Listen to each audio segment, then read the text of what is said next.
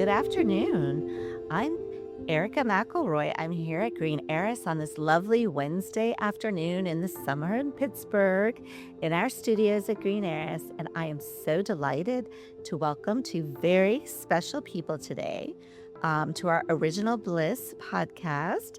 Today we have a very special guest, Crystal Cavitt. Yay. Hello. And we also have the wonderful, lovely Dr. Susan Ambrose with us. Thank you. And I am just so thrilled to have this group here today because we're going to talk about some really cool, fun stuff. One thing we all share is we all love Reiki and Qigong, and Dr. Susan Ambrose has been both Crystal and my teacher. So how beautiful we get to share this beautiful day in this precious, beautiful energy on this exciting, warm summer day. And I'm going to first say the Crystal Cavitt is studying Qigong and Reiki, and she has her own business that I would love her to tell you about called Cuddle Pittsburgh. Crystal, can you tell us a little bit about yourself and a little bit about your business? Of course. Thank you so much, Erica, for that lovely introduction. And thank you for having me today, both of you wonderful ladies. I'm honored to be here. My name is Crystal, and I'm a professional cuddler. I lead a group called Cuddle Pittsburgh. It is actually a business entity. It is pretty much just me, soul woman show, but it's a wonderful community where we host special events, where we teach platonic touch. We offer safety in the body. We offer boundaries and support in the language of consent. We offer practice. We offer a really fun playground for people to experience what it's like to be present with one another, to relax our bodies, and to really just honor that inner child. So it's a blessing. You know, Crystal, you brought up two words that I think really stand out to me because of the climate that we're in. And one of them is relax. And the other one, which I think is even maybe more important and elusive, is to be present. Would you share a little bit what you find to be most challenging for people showing up in a shared environment, but what challenges them to be present with one another? I know I have my ideas and experiences. I'm sure Erica could share hers, but what do you find to be the hurdles in today's world? Yeah, that's a great question. I feel that I often joke that I use cuddling as a cheat code for mindfulness. And I think that when people walk into any unknown space, they often share a fear of the unknown, and they often share self-soothing tactics that may not be as healthy as after all. And it takes them out of the present? Yeah. So a Yeah. self-soothing tactic could be anything. It could be looking at your phone, or it could just be, rubbing your hands even, and it could be really beneficial. But there are a lot of times that it will take you from that moment of connection or that moment of presence. And that's really true. And I think the fact that we carry our phones everywhere is a big challenge. It's a security blanket. It really is. I do have a big heart space in my events to request that phones are out of the room, request that if people's comfort level, and one of my biggest goals is to host full retreats where phones are away for hours at a time, possibly a whole I day. remember you mentioning that to me in a conversation we had recently. It's a wonderful idea, and I think important. I agree. Tell me a little bit about, and I know you're very, very high energy. I benefit from knowing you personally for a while, and we all benefit from your energy here at Green Heiress because you share it with our community, which is lovely, and your enthusiasm and your drive and your work ethic. But tell me a little bit about relaxation as you see it, and again, maybe you can touch upon some of the challenges you see people are meeting trying to relax. Yeah, we've been taught in our society, and this is from many perspectives, but especially from a female perspective. We've been taught ambition, success, drive, instead of slowing down and listening to Yeah. our bodies. And so I think that we tend to struggle to relax because we're so running to the next thing and we're so aware that we need to move forward in our mind that we can't just be now. The now is not existent. It's the forward. We're so future oriented. Yeah, we're very future oriented. And I think that even in my case, I often had to use what I lovingly call cheat codes. And so Qigong is one of those. And oxytocin, which is a neurotransmitter released when you hug someone for over 20 seconds, sometimes I think over 8 seconds, it helps relax the body. And so it's honestly like another cheat code that can get people into a more present state. And it really is magical to witness people go from agitated, nervous, excited, afraid, and then into that kind of calmer, Hmm. more present place. Can you describe a little bit about how the events happen? Like Yeah. from the time someone kind of comes through the door and like walk in, what happens in the event? Yes, that's a great question, Erica. And I think it's very important that we think about our surroundings. I know that when people come into my event, my goal is to welcome them with a calm energy. Again, like Susan said, I have a very high, excited hummingbird, like, let me hug everyone energy. And that can be a little overwhelming. That's not always consensual, actually. Some people are a little bit like, oh, what's going on here? And especially walking into a new place. And so my goal, once people arrive, is to kind of neutral body language. So I drop my arms. Mm. I say, welcome. Would you be open to any form of touch, a hug, a high five, a handshake? Here's the bathroom. Would you like snacks? Here's a place you can rest and sit before we begin. And so people come in hopefully with a little bit of a calmer vibe already, at least me giving them as much information and welcoming as possible. And then we do take some time. I usually have about an hour or a half an hour for like kind of getting into the space and getting ready. So there's a window that people can arrive. I think it takes some time for people to acclimate, and everyone's different. Oh my gosh, yes. And then even once we begin the actual event, the first couple things we do are we have some share circles. And we do my favorite cheat code, which is I lead a meditation. It's only about 3 minutes. And it is, again, a cheat code so that I can get more grounded. And my energy definitely affects the rest of the group's energy. So it's super important that I work on it. And that's one of the reasons I'm here for Qigong. Um, and then once we've done that meditation, people often feel a little bit like more relaxed, more calm. And then we go over some guidelines. We want to make sure that people understand and that it's not just on a piece of paper, on something they sign, on a wall that they might read. We go over guidelines like this is a platonic event. This is a sober event. This is a conscious event. Our goal is to be as present as possible, knowing that we're human, knowing that if we need a bio break or to get up, we can do that. And so I go over many beautiful safety rules, also keeping in mind people have some, myself included, form of ADHD or at least attention deficit in some way, shape, or form. And so we often break that up with a little bit of exercises, practice exercises like Hmm. the no thank you game or the hug no hug game. And I'd be happy to eliminate those if you'd like at some point, but there are also a lot of trust building exercises. And so my workshop is very special because it is not just a, hey guys, let's cuddle.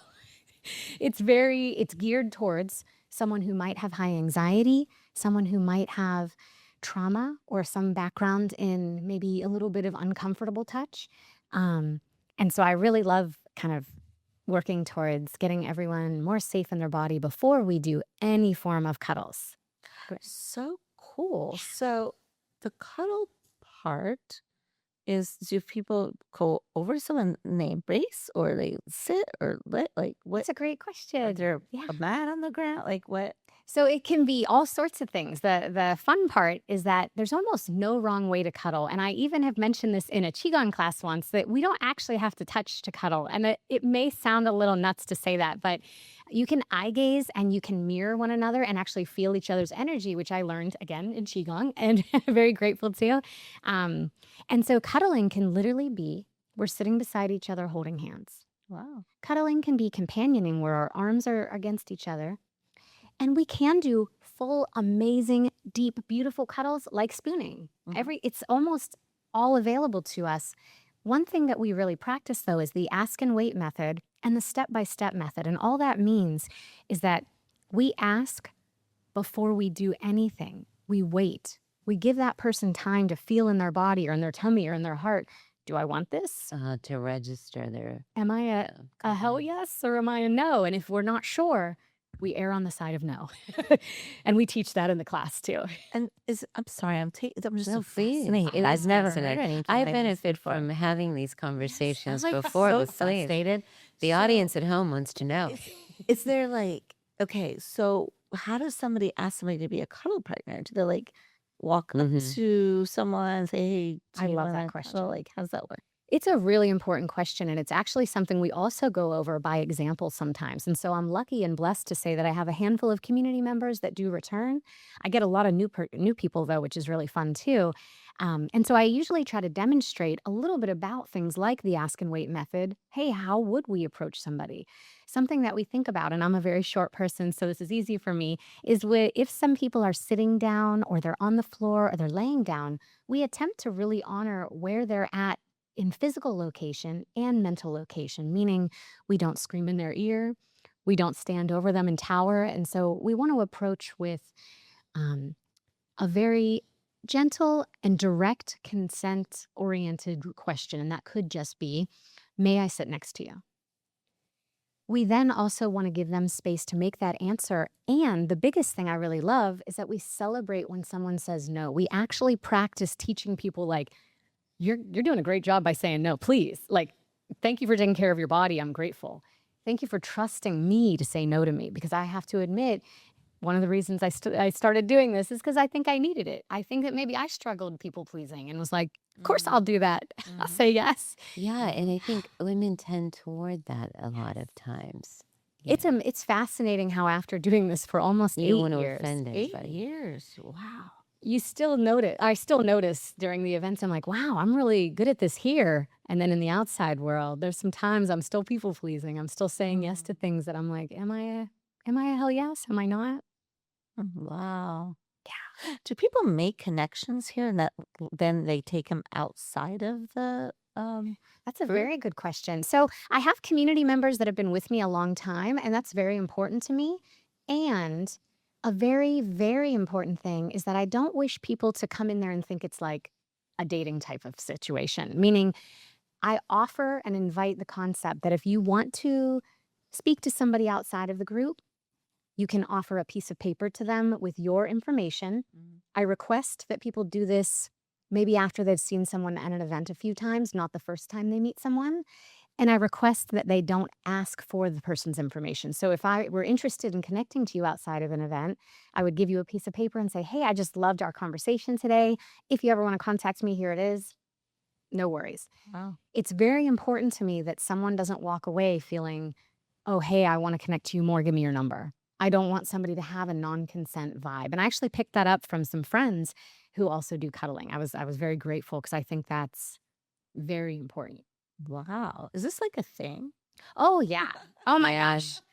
There's so many entities out there that do it. Pittsburgh is a little bit, little bit of a baby in the cuddle world, but I'm very grateful to say there's a lot of training that I've taken and a lot of people that have influenced me in all the wonderful ways, and that I very much embody and enjoy the trainings that I've taken and the people I've learned from. Tell us a little bit about how this movement was fostered. Yeah. Oh, I'd love to. So, Cuddle Party, I think, was one of the first groups to start doing group like big events, like multiple people type of vibes. And Cuddle Party may have started a good 25 years ago. It's an entity that's still available today, and I have been in training with them for a little while, so I have their content. Um, I would say that they were the pioneers of group cuddle events. And of course, I do both one-on-one and group sessions, and I find the work fascinating. And I think that Cuddle Party really, really paved the way, and still to this day is a leader in the industry of group events. I don't call mine cuddle parties because, once again, my goal is to do more of a workshop than a party. You're very instructional. Yeah, there's a lot more content, and I've even had beautiful humans in my world say, "Oh, we wish there was less content." And I'm like, "Well, it's a lot of new people." I think that if I had a steady flow of just, a handful of people that have been there enough, it might not be something I would require, but I feel like it's important if there's even just one or two people that are new or haven't been present more than like 5 times, Mhm. for them to really, really build trust with the group. What do you think in terms of your journey, formal and informal, with understanding human touch? Not the least of which is your pursuit of, a couple healing certifications, which involve hands-on healing as well as hands-off, and that's energy and being in connection with somebody. What are your thoughts on that? The power of human touch and human connection Yeah. doesn't always, as you said, have to mean Mm. manifest as actual I like touch, but in yeah. terms of healing. Well, I think that the body has such a beautiful and amazing capacity to heal itself. And oftentimes, as healers, what we're doing is holding space for someone to really just take the reins and do some good work. And I actually think that's true in all the worlds, including cuddling, both one-on-one and in the group events. There is a beautiful and amazing amount of energetic exchange and also an important amount of boundary work. I think that all professional cuddlers do. And I think that it was such a good stepping stone for me to embrace energy work more, as cuddling was like a bridge for me, and I think it's a bridge for a lot of people. M Interesting. Explain a little more. Most of my clients, I would lovingly say are this is a little bit of a silly joke, but muggles in the sense that they may not use some similar language to someone who studies Reiki or somebody Right. who works in energy That's work. a Harry Potter reference. Yeah, and I think that they are wonderful, like, amazing people that are very down to earth and grounded in our society, in our reality, and I love that, and they don't always have the language for healing, and so it's fascinating, to witness people kind of step into the cuddle world and then learn so much about Mhm. energy, Mhm. which I Ah, love. I think it's a that's doorway. beautiful. Yeah, definitely. I'm gonna share something personal. Yeah. My favorite, like, 10 minutes every day is just Mm. snuggling with my husband. It's Mm. like we do in the mornings. I know that's very personal, but, that's my favorite part of the day I and his favorite part of the day, and mm. we'll be married 32 years, and we do that. That's how we start our mornings. That is the best way to start your morning, and I am Mhm. very, very honored to hear that share. Mhm. Like, I not only are you exchanging beautiful energy, but you're both releasing oxytocin, which can give Mhm. you just a boost for the day. Mhm. It sets a tone. It Yes, and I does. feel so healed Yes. in that time period. Feeling loved. So That's healed. beautiful. Mhm. Yes. Ah, It's amazing. it's So very I'm important. so intrigued with what you do. I think it's fabulous. Well, I Yeah. think what's a gorgeous, observation is that how lucky we are that we can get our touch needs met by our partners or by our friends or by our loved ones that we do feel safe and comfortable with. I do feel that there's a very large population, and I think about, Mm. people with different abilities, whether that's disabilities or whether Mhm. that's different levels of neuroatypical. I think that a lot of people struggle with isolation, Oh, yeah. and That's the it's word that keeps Mhm. popping up when we're Mhm. sitting here. I'm thinking yeah. about that. This, what you do is a bit of an antidote to isolation, isn't it? 100%. And when you were mentioning connection, human connection, we've evolved as a species to need it. And so it's so imperative that we honor community of some kind. And once again, our society, and this is true specifically in the West, our society is very like individually, centrally located instead of, being more family or group oriented, which a lot of Asian cultures are. We're definitely more like ambitious and like solo, independent instead of interdependent, I think was the word I was thinking or the words I was thinking. But we don't actually survive or even thrive without connection, without some form of presence, without some form of touch. And I would argue that they're interchangeable and that once again, cuddling is a bridge to get to that presence or to get to that understanding of energy or to get to that healing point. Mm. And I imagine a lot like people who are lost a loved one or really like they Mm. think I've heard number one thing is missing just that everyday touch. I've had multiple beautiful humans reach out to me because of the death of a mother or the death of someone in their life or the Mhm. shift transition from partnership full time, like a divorce. Mm. Um, because they were really struggling. And so grief is actually one of the most important reasons people start coming to either events or sessions. I had never even thought about that pathway. And do you see, how do people typically find you? That's a good As Erica question. had said, she sat down today really being tabula rasa and not having much of a concept of this offering an opportunity. And I'm sure she represents most of us. Definitely. I'm really grateful to say that I feel like I was a lone wolf in Pittsburgh for many, many moons, probably up to 5 years before some beautiful people started coming into Pittsburgh or being present in Pittsburgh that wanted to also learn cuddling or understand it more or offer it themselves. And so at this point, I have my own website. I also have a meetup group that I think is really important. I think that the meetup group is actually the highest form of advertising I do. I do have some social media. I do have a couple other things that I do. And I used to and still try to go to events like psychic fairs or the Comic-Con or, any way that I can talk about it. Today is another wonderful way that I can share what I do so that more people in different universes or different mindsets or different perspectives can check it out.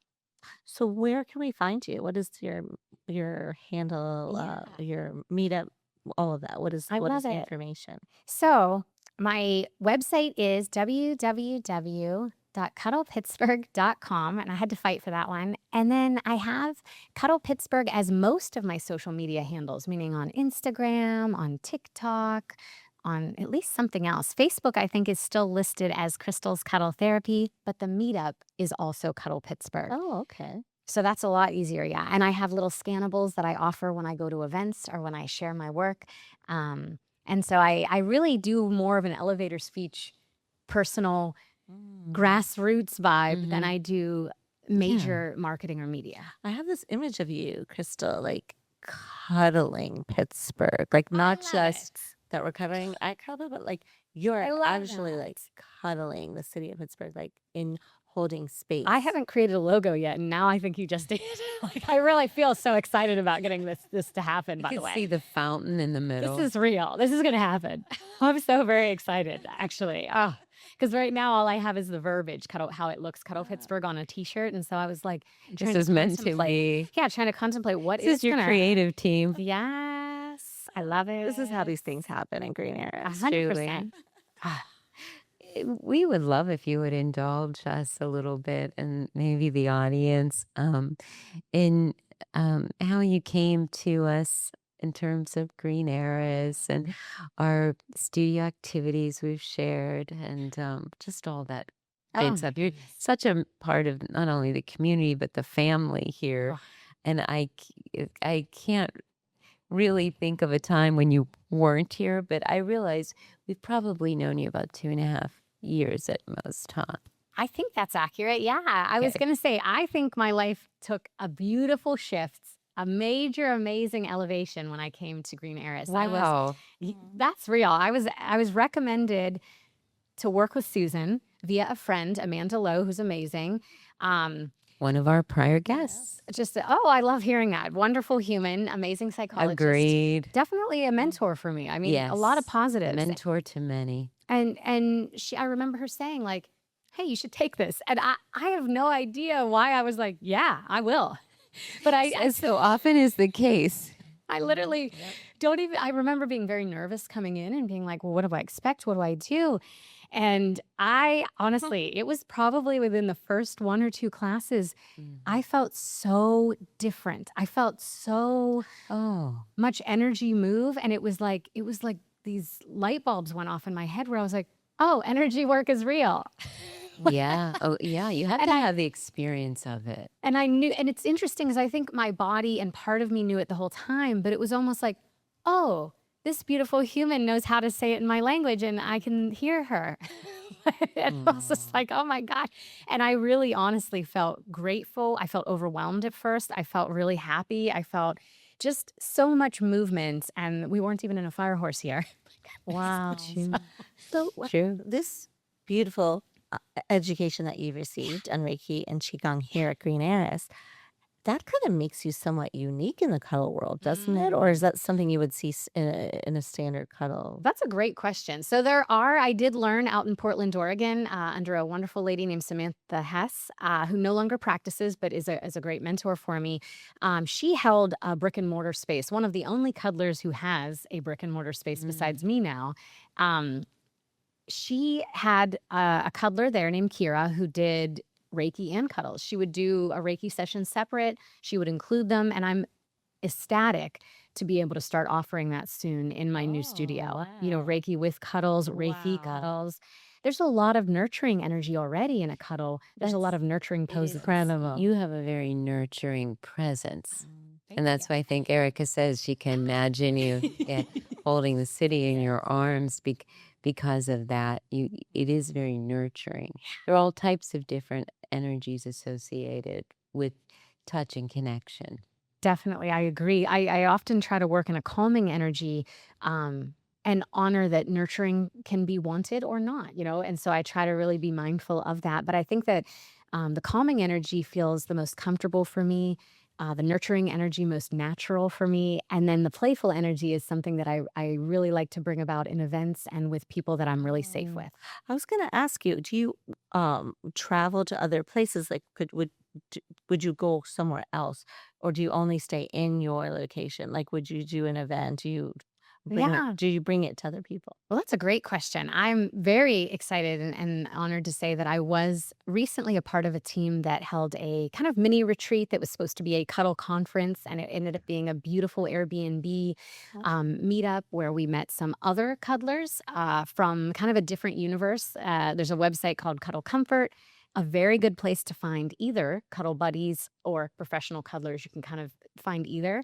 And so we had this amazing community meetup, and I don't often travel for safety reasons. I think that if I were to travel for a client, right now the main reason is if they are differently abled and not able to drive. So that's a reason I go to do one-on-one see. sessions. I am in the works planning more retreats that would be considered cuddly, and those retreats would include group events. They would include potential one-on-one sessions. But I've only traveled with, I want to say, one client who is a community member, a friend, a collaborator, somebody that I'm just so honored and grateful I work with. And so we have gone on pilgrimages to see other cuddlers. And so there was a fun, amazing adventure to South America. It was magical. I've traveled a lot for cuddling, That is so fascinating. for trainings, for meetups. Yeah. Do you ever help people who have trouble cuddling with each other, like couples? Yeah. Oh, I love that question. Yeah, that was in the back of my head too, Erica. Thank you for bringing it up. I bet there are a lot of couples who struggle because they have different languages, right? Different love languages and different ways of expression. They're coming from different places. One of my favorite events was a couples cuddle where I created these cute little pods and I put chocolate and roses all over the place. And I had a massage therapist collaborate with me. And we did very basic poses and very intimate, but very platonic level. But it was really building trust. And so we talked a little bit about eye gazing. We had them talk together and kind of converse. We had them share instead of the whole group sharing at times. And we really, really just set the tone for, hey, here's a few techniques you could take home that you could use to try to honor one another and honor consent within one another. I've also been lucky enough to work with a handful of people with or without their partner where I'm really just giving some friendly advice like, hey, this is consent language. Here's how you navigate it. And they've been able to come back to me and say, hey, I used this and it was awesome. My partner and I are getting along better than ever. That's super. Wow. That's a Love big to heart hear space about of all mine. this. Yeah.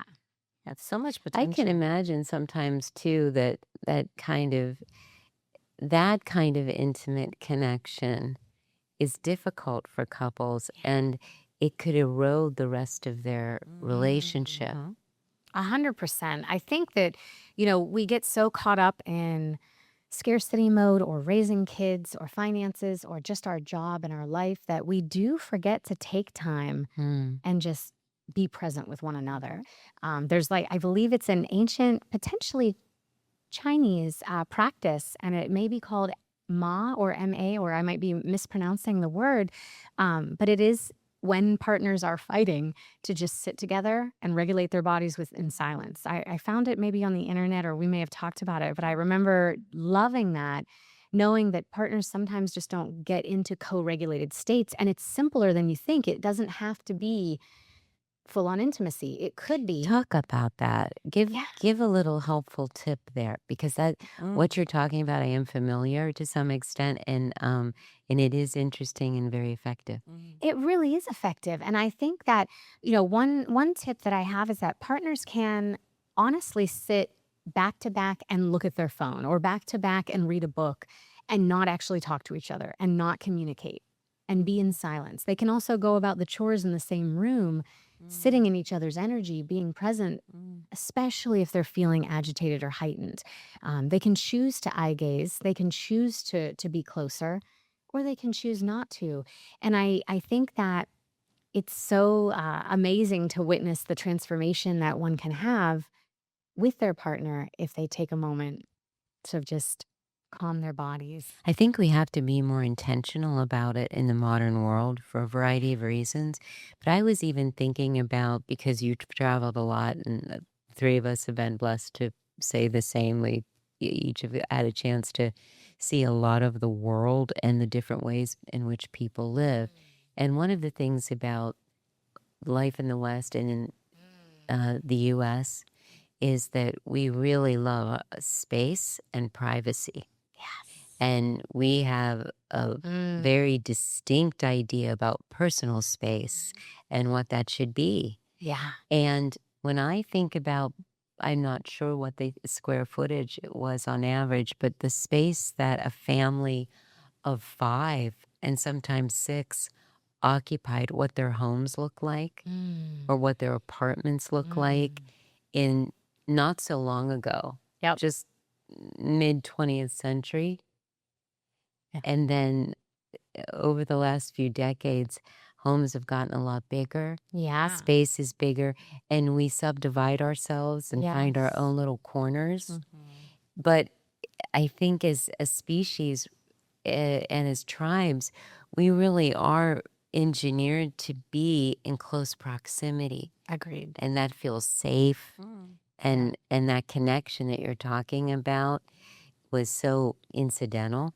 Yeah. And now, in order to make that happen for ourselves, I think we have to be, as I said, be a lot more intentional. So these structures and templates you work with and exercises have never been more important.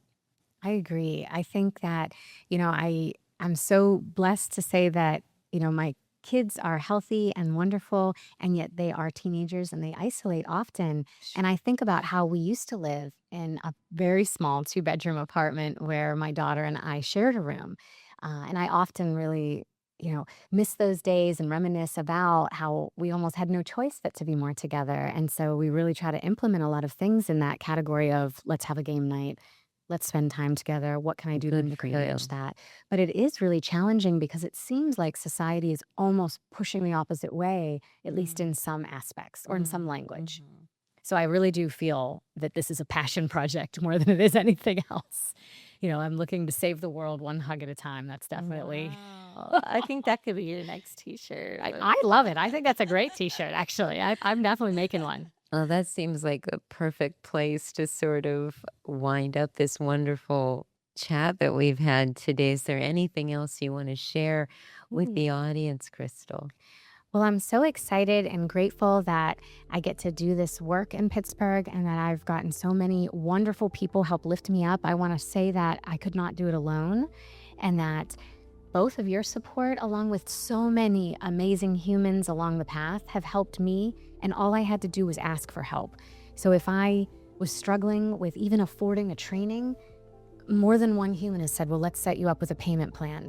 Let's honor you. What can we do to make it possible? And so I really want to say that there is a community vibe that I've been able to understand and learn, and it's been such a blessing. And so, as I continue on my path, I hope to, continue paying it forward. I hope to honor, that my events will always be available. Even if you're struggling with money, if you're struggling with time, if you're struggling with anxiety, reach out. That's pretty much my main goal is, what can we do to make it work? Wow. So beautiful. I'm so happy you're here today. Such a bright sunshine in the middle of such crazy. Isn't that the truth? I'm very honored to be here. A The world wonderful is crazy. pixie energy. Thank you. Oh, love it. Aw. Thanks, Crystal. Thank you, Crystal. Thank you both. I'm honored.